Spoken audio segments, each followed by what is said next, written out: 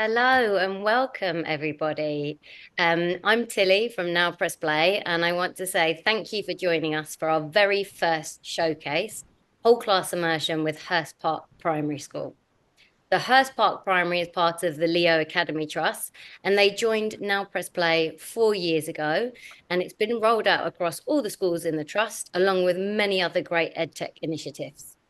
Their vision, which I love, by the way, is great learning communities, excellence for all, and endless opportunity. And they recently commissioned Dr. Fiona Aubrey-Smith to take a year-long in-depth research project on the use of technology across all schools in the Leo Academy Trust. And Fiona's report, which is called Changing Learning, Changing Lives, What Happens When EdTech Becomes PedTech, presents the findings on the role technology has played in raising standards and transforming practice. And if you haven't, I recommend checking it out. It's definitely worth having a look at. So, without further ado, I want to introduce you to Year 5 teacher Pav. You want to give everyone a Hello, wave? everyone. Hiya. From Hurst Park Primary, and also Cheryl, Good afternoon, everybody. who is Director of Computing and Digital Skills and a force for driving digital change within the Leo Trust. Thank you both for coming on this hot evening. Appreciate it.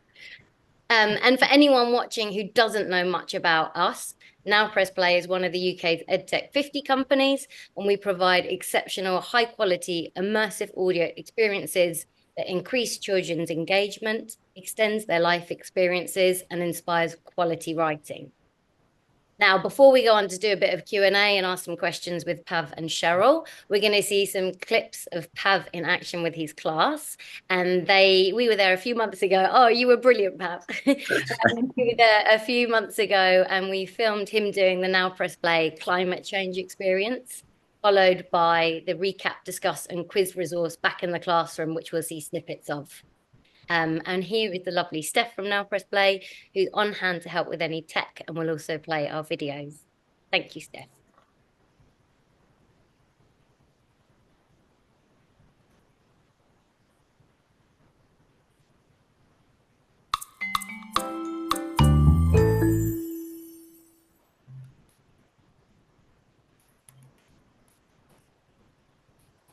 You're sitting in your bedroom in Yorkshire. It's been raining for 3 whole days. Our town doesn't flood, you know that? What was that? The river's broken its banks. You've fallen into the water. I got you, mate. My name is Dr. Indy, and I'm a climate scientist. I got a plan. These drastic measures are unrealistic and incredibly expensive. But it's you that will be affected in the future. Our Now Press Play experience all about the climate crisis.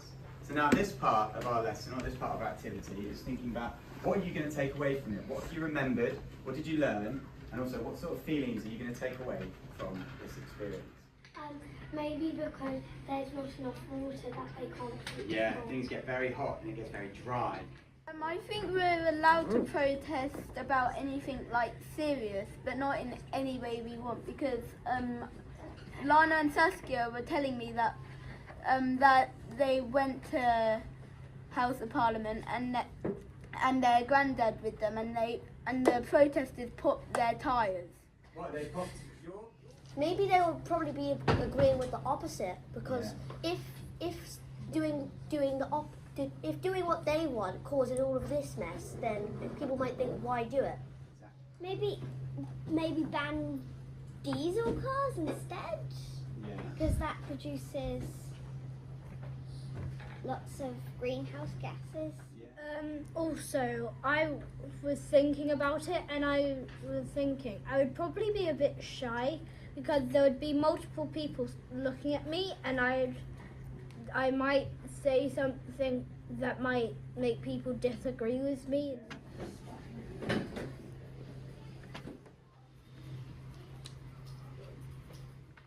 Right, so which one of these is a source of renewable energy? Renewable energy means that it doesn't, there's a way of making it again, it doesn't run out. It's not just a one and done type situation. So, stand up if you put A. Stand up if you put B. Stand up if you put C. And stand up if you put D. Which did you guys pick?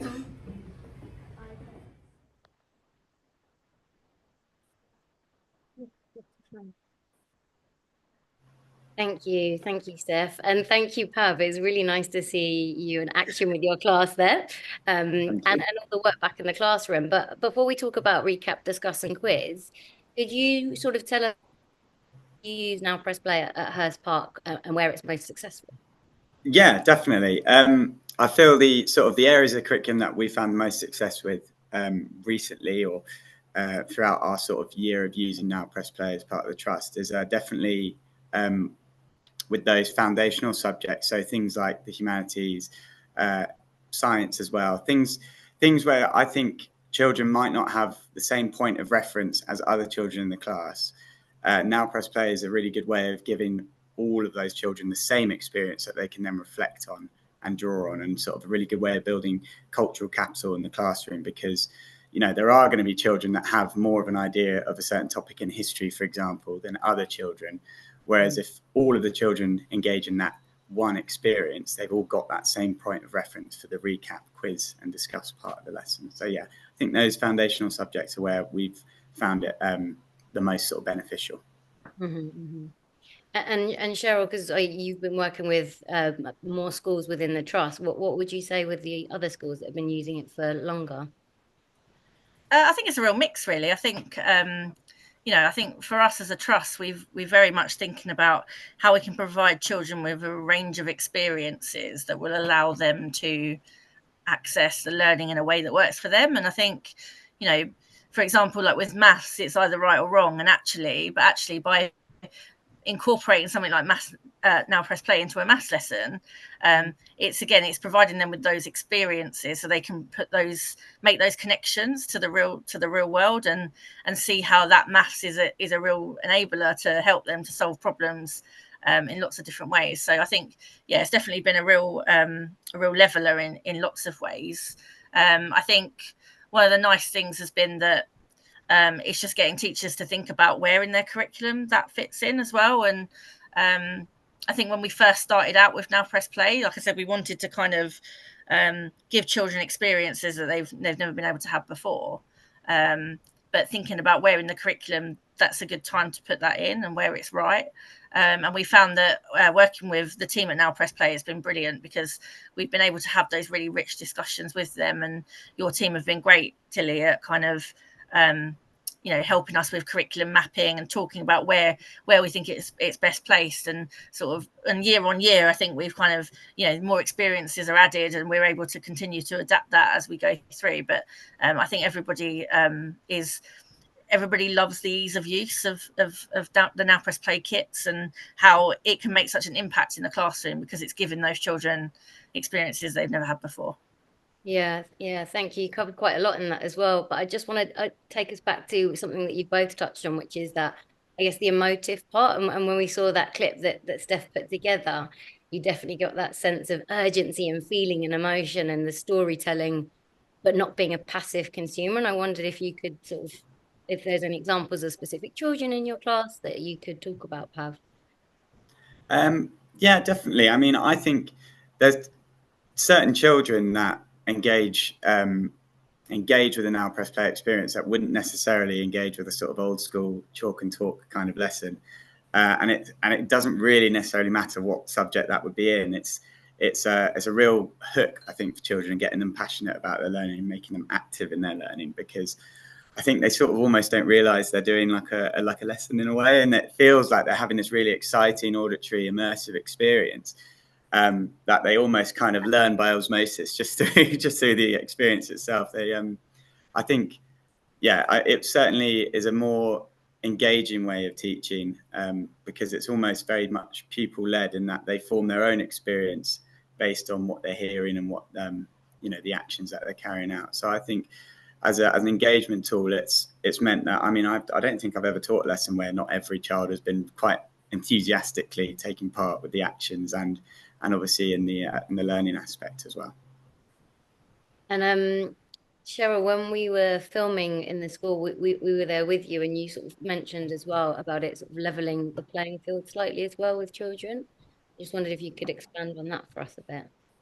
Yeah, definitely. I think, we know that, every school has children that have, quite high need, and this kind of experience, it might be that, the physical barrier to writing of not being able to physically write, write your ideas down or write your feelings down, but actually by giving them that immersive experience, they're able to put those headphones on, they're immersed into this world, and even if they're not sure on kind of the vocabulary that that's being played to them, that actually they're able to kind of look around the room and kind of see what other people are doing and make those inferences for themselves, so that they are able to articulate that when it comes back to the discussion at the end. And and like I said, it's just about the teacher reinforcing that once that experience is over. But we've also found that children have developed so much language as a result of being able to go through that experience and have those really rich conversations afterwards.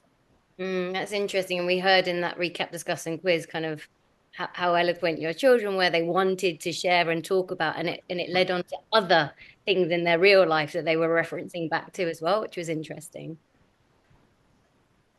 Yeah, making those links to kind of other areas, other experiences that they've had. Like I think in that video that boy was sort of saying, oh, well, we talked about the word protest, and he was sort of saying, oh, well, I've heard that word before because somebody shared their experience of witnessing one and seeing it, and they are joining those dots essentially to kind of to come to that conclusion and make those judgments and make those decisions on their opinions on things as well.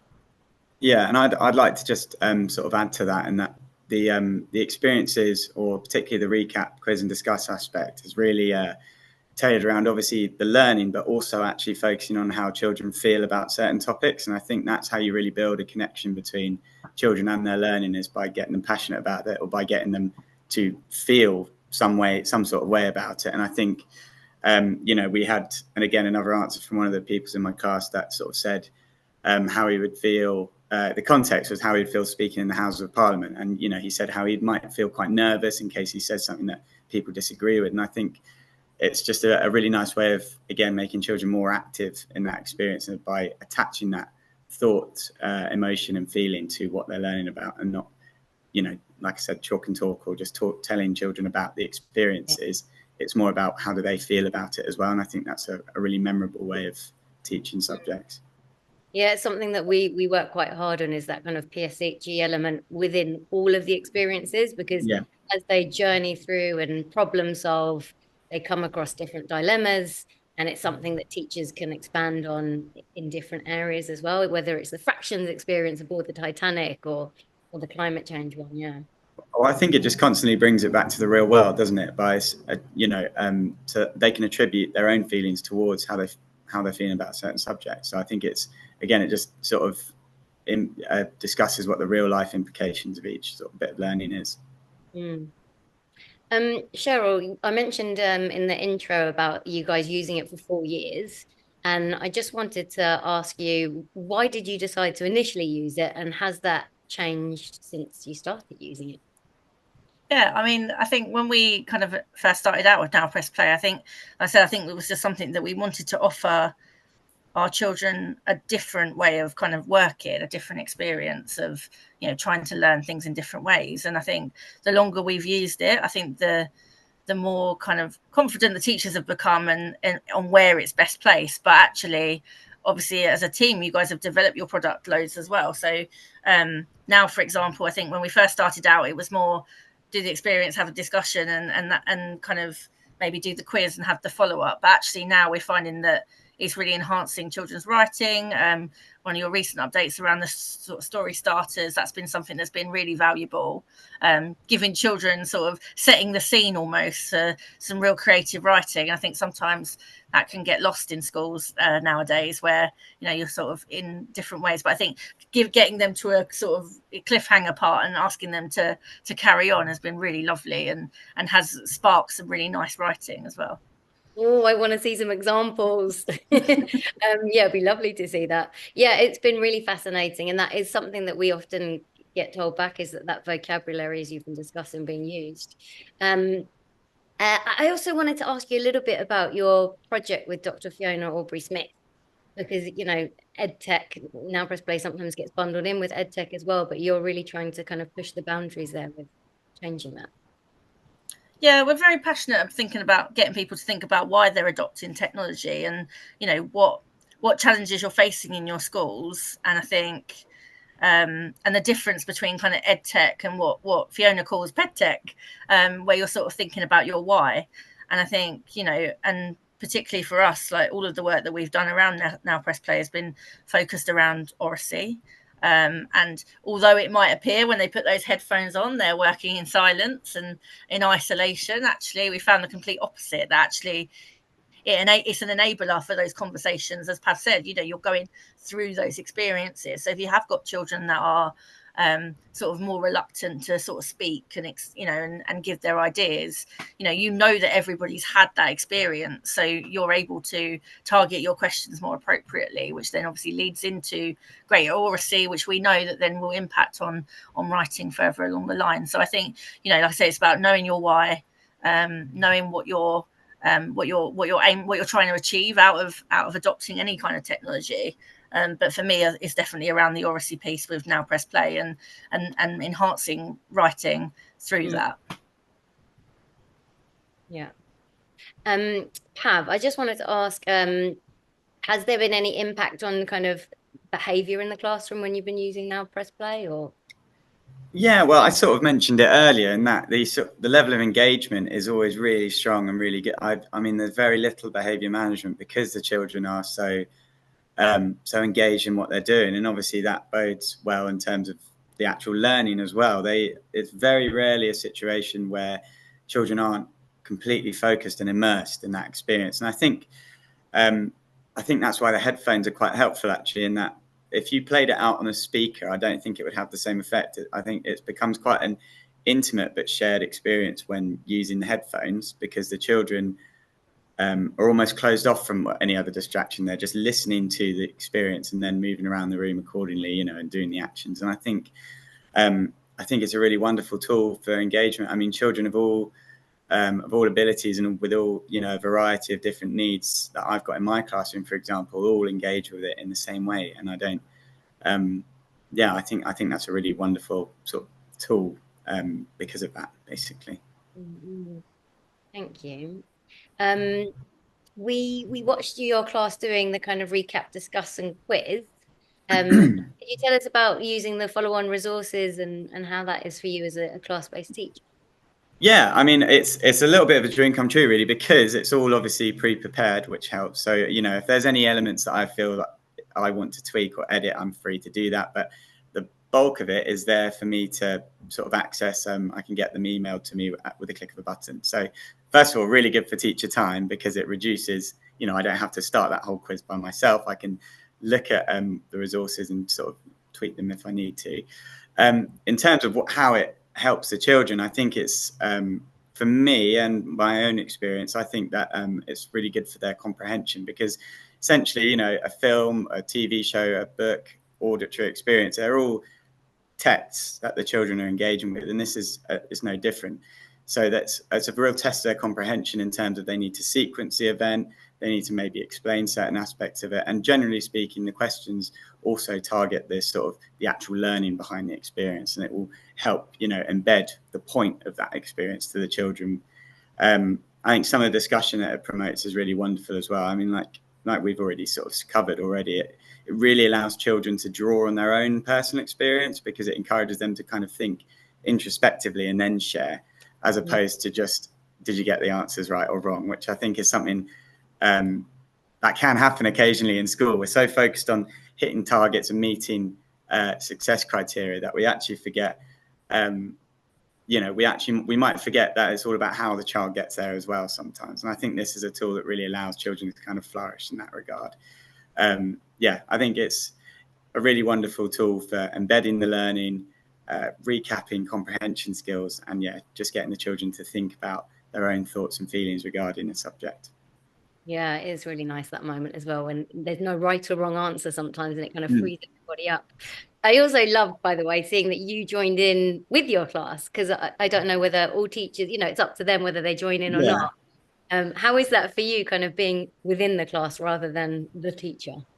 Yeah, I mean, to be honest, I think it's a really it's quite a nice bonding experience in a way, because obviously we are class teachers, and we do obviously, we set the weather in the classroom, and I think in joining in with the experience, you're showing the children, you're leading by example, you're modeling exactly what they should be doing. And I think it's also quite liberating when, there are children that might find certain things embarrassing, but if they see their teachers doing it as well, it emboldens them, I think, to really go for it with the sort of actions and the experiences, and really putting on the best kind of drama and role playing skills, because like I said, if there's sort of no shame if the teacher's doing it. I think if I was sat watching everyone, they might have been a bit more shy, but there was no way I wasn't going to get joined in.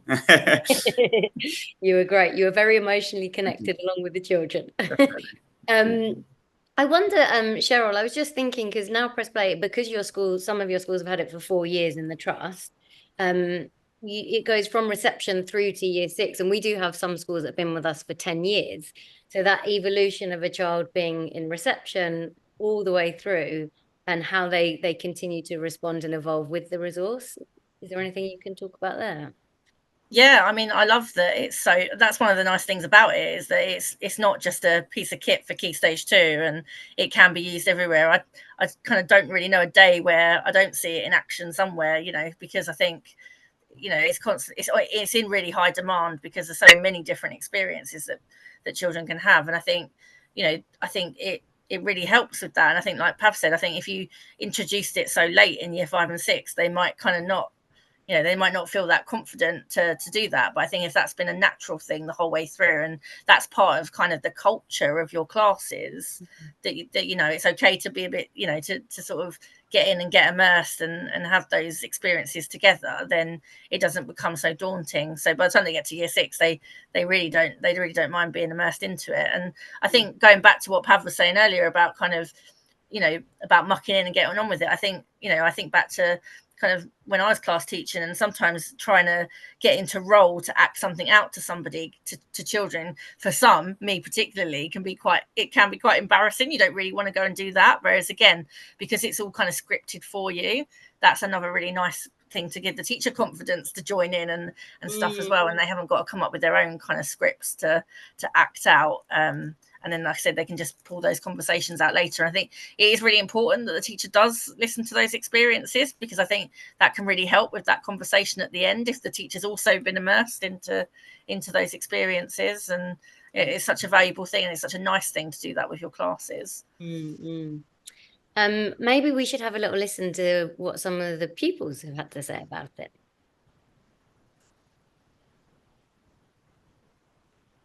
What I like most about Now Press Play is when you're moving around, you get to do it with your friends, because you're not just like in like a virtual kind of thing. It's like you're just listening and kind of observing everyone else too. Now Press Play is different from a lesson, because you get to move around and not be sitting in a chair listening, but you get to do lots of acting in it. It helps me learn, because it's kind of inspiring me to write stories. What I like most about Now Press Play is that it gives me a good knowledge about what's happening around me. Like, England could get flooded, Australia has really big bushfires, and the Arctic is melting. My favourite part of the experience was when we were travelling in the plane at supersonic speed. Super cute. Yeah, Pav, what do you have to say about those lovely children in your class?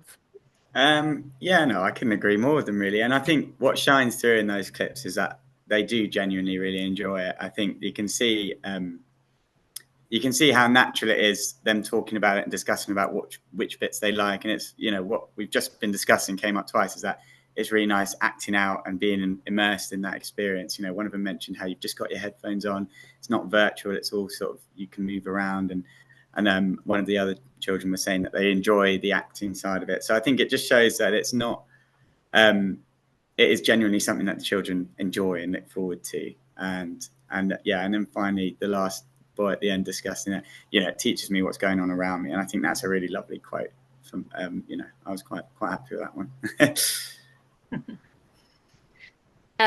What's your favorite experience that you've done so far? I thoroughly enjoyed the Viking one that we did when teaching history. I thought that was a really exciting story. It's very topsy-turvy, and you can just see the sort of, even the kind of look of panic sometimes on the children's faces when when they're sort of on the run, or I think there's a part where they're in a battle at one point. So yeah, it's a really exciting one. I think you can see the children really feel the kind of tension of the moment. So yeah, that's definitely been my favourite so far. Nice. Cheryl, have you got a favourite? Oh, there's so many to choose from. It's a difficult one. Well, I think I've seen some really good ones. The space one's amazing. I think for me, it's probably the maths, the sort of the fraction lesson ones, because I think that can be such a difficult concept, and seeing children kind of being really immersed into kind of it's the Titanic. I think the Titanic one that's really good.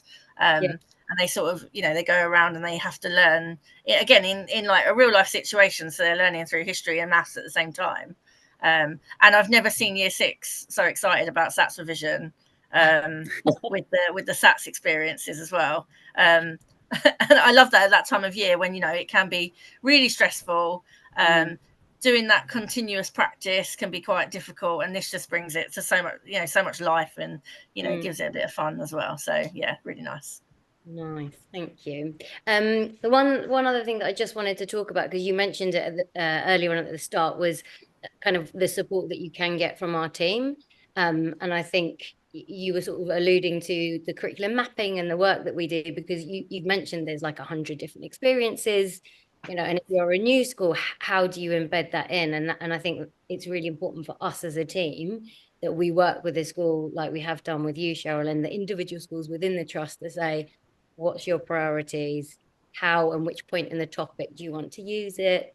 Have you talked about the resources being like editable and flexible, because we really understand that you need it to work for you in your way too. So yeah. I mean, I can start with that one, because obviously we have only embedded it recently. I think it's about 1.5 years that we've had Now Press Play at our school.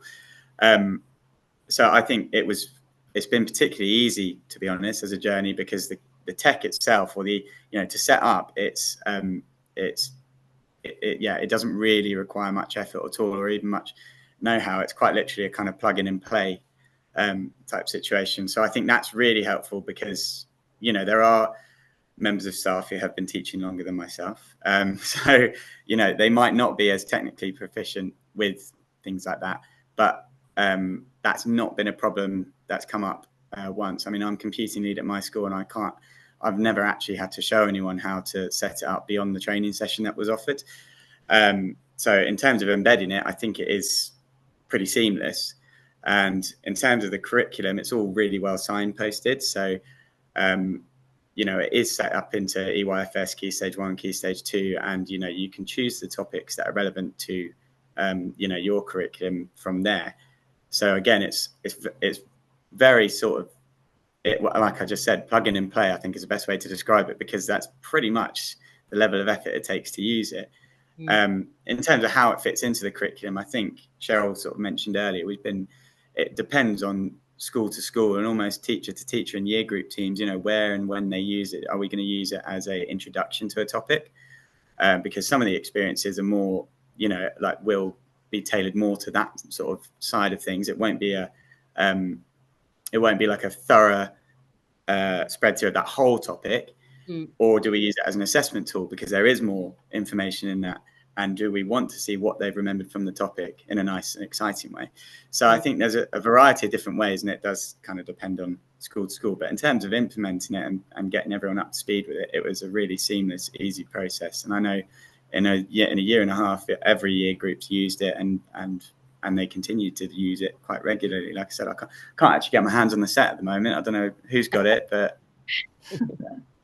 And I suppose just to add to that as well, like, I think it's been really nice having a company that kind of, we regularly check in with our sort of school support person. he's been great. We don't have to worry about kind of if things get broken. Again, there's a really seamless experience, seamless transaction of sort of sending it back and sort of getting some new headsets. And obviously you guys have got a really good recycling system to make sure that those headsets are fixed and kind of sent back out to schools. And I think for me, and again, the one that would come up a lot in a school is that, batteries run out quite quickly. And again, it's all those like logistical things that are really, that seem very petty, but in a school environment, they're so important to make sure that you've got that right. And again, like now Press Play is so good at kind of, if you need more batteries, we'll send you more batteries, it's fine, so that's such a nice thing to know that they're to hand. And we, like I said, we have regular kind of check-ins to make sure the headsets are okay and there aren't any issues with them. And that's great. And getting kind of digital leaders and things involved now as well, so we can involve them in kind of checking the headsets and making they're okay, so that it's taken away from kind of the teacher's kind of responsibility. Yeah. I mean, definitely from our point of view, it's not just about creating these immersive experiences for the children, but also the experience that you get from our team and how we interact with the staff.